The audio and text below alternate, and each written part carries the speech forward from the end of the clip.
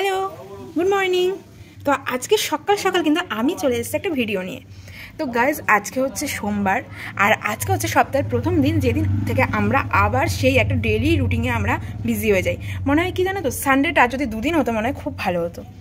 আর সবথেকে বড় কথা, সানডেটা যেন মনে হয় যে আস্তে আস্তেই ভালো লাগে, যেই চলে আসে কীভাবে যে চোখের নিমেষে কেটে যায় বোঝাই যায় না। তো কালকে বাড়িতে লোক এসেছিল, তো সকাল থেকে সে আয়োজন ছিল। আর তারপরে তো রান্না বান্না দেন হচ্ছে, যারা যারা এসেছিলো তারা আমার মাসি মেশো বহুদিন পর এসছে, আর বোন, আর তার সাথে ছোট্ট খুদে খুদে কিছু বাচ্চারা। তো কীভাবে যে সানডেটা কেটে গেল চোখের নিমেষে বুঝতেই পারিনি। আর ঠিক যখন রাত 9:30-10টা বাজছে তখন আমার ফিল হলো, আরে আজকের দিনটা তো চলেই গেল, ইস আবার একটা সপ্তাহ পর। তো সেই আবার একটা সপ্তাহের ওয়েট।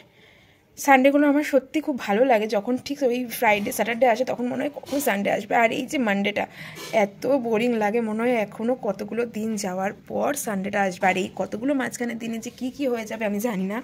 তো যাই হোক, আমার মর্নিংটা শুরু হোক। তো চলো, আমি এই ডিটক্স ওয়াটারটা খাচ্ছি।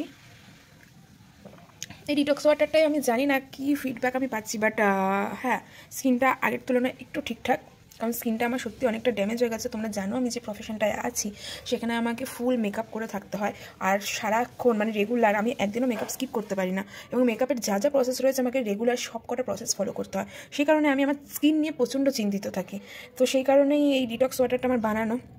তাও দু একদিন মাঝে মাঝে স্কিপ হয়ে যায়, নিজের ল্যাদ করে এতটাই, সেই জন্য স্কিপ করার জন্য আমি নিজেকে বাজে কথা বলি। তো যাই হোক, আমি এই ডিটক্স ওয়াটারটা খেয়ে আমার মর্নিংটা শুরু করলাম। দেন